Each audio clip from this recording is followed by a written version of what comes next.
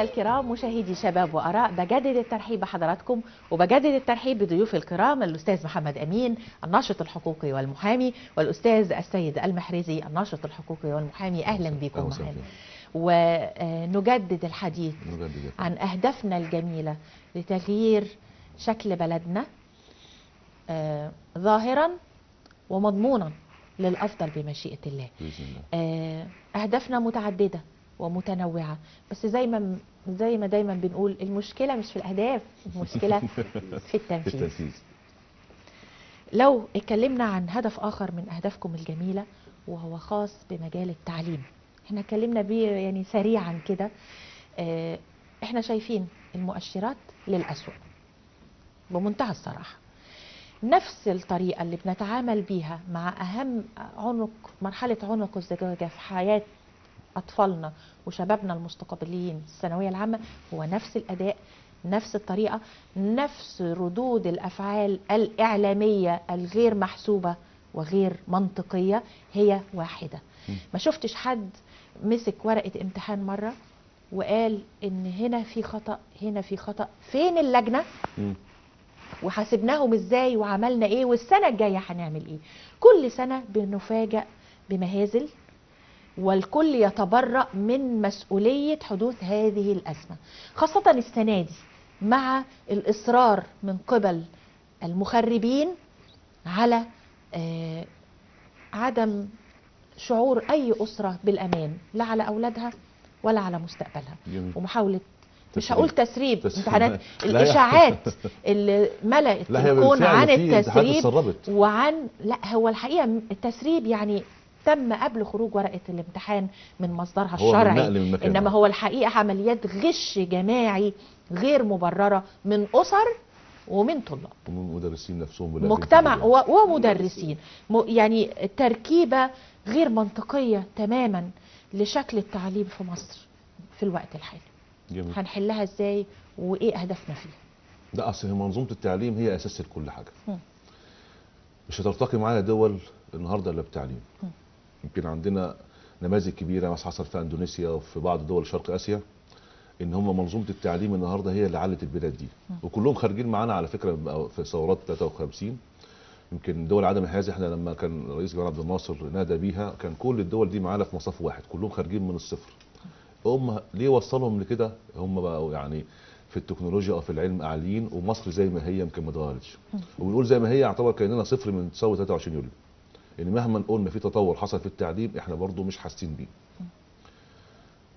دايما افكارنا بتبقى عقيمه، فاحنا عاوزين نتكلم في ان نخرج باللامركزيه بره، ما يبقاش المركزيه موجوده في وزاره التربيه والتعليم. ليه ما يكونش النهارده رئيس مثلا الاداره الفلانيه ليه حق النهارده انه يدي توقيعه او يقول رايه في الحاجه الفلانيه يخلصها؟ ليه وكيل وزاره مثلا في المحافظه الفلانيه ما يشتغلش؟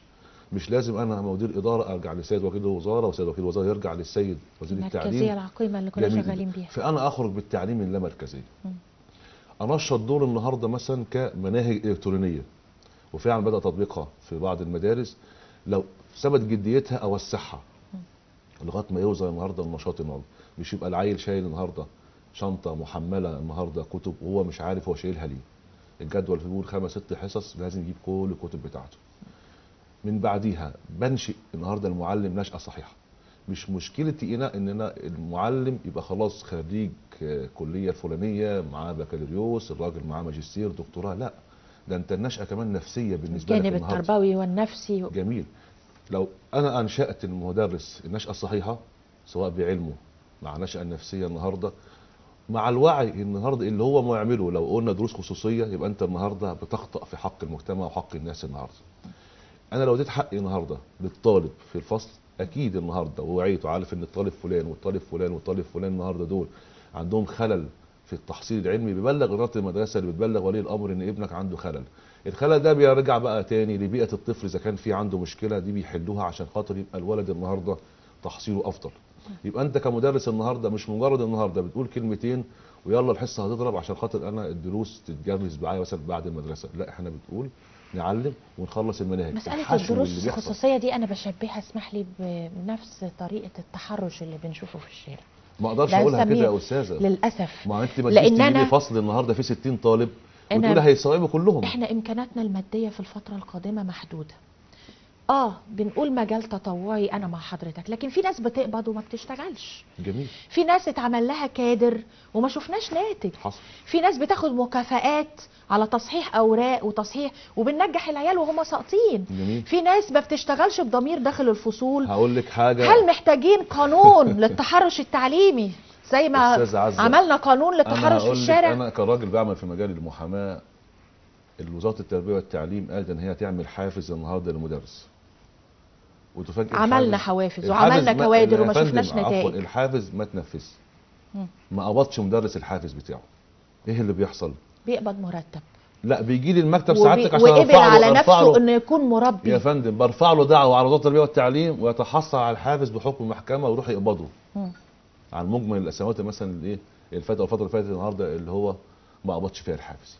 طب ما انت عندك القدره تدفع بحكم، ما تدفع للناس دي الحافز مره واحده، احسن مستوى المعيشه النهارده للمدرس، ايه المانع؟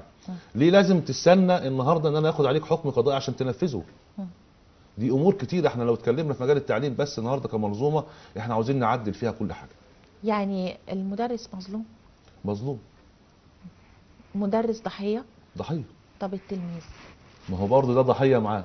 ما هو العائد عليهم النهارده هم الاثنين. مرتب كام بياخدوا؟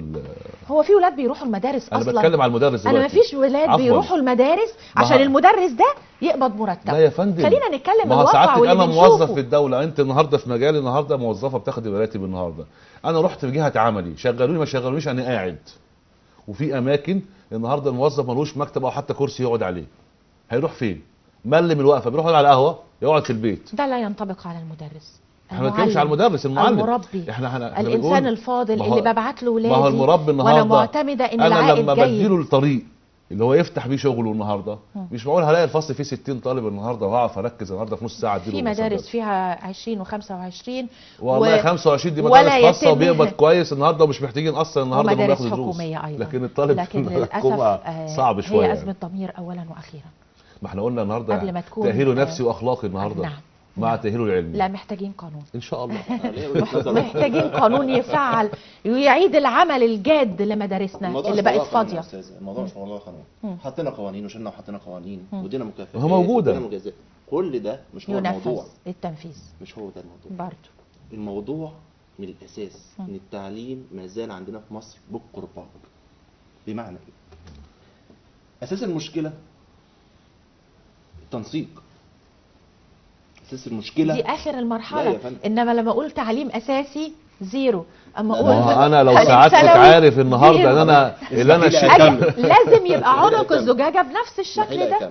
الناس بتفتكرش تتعلم غير في ثالثه ثانوي عشان يجيب مجموع، انما لما ندور بقى هو في الاساس كان ايه من اولى ابتدائي عشان يوصل للثانويه العامه، ده الاعداد الصح لاولادنا. طب ما انا ما هعمل مناهج تعليميه متخصصه، يعني اقول لك على حاجه، العاملين في السكه الحديد النهارده هل كلهم النهارده يعرفوا حاجه عن سكه الحديد؟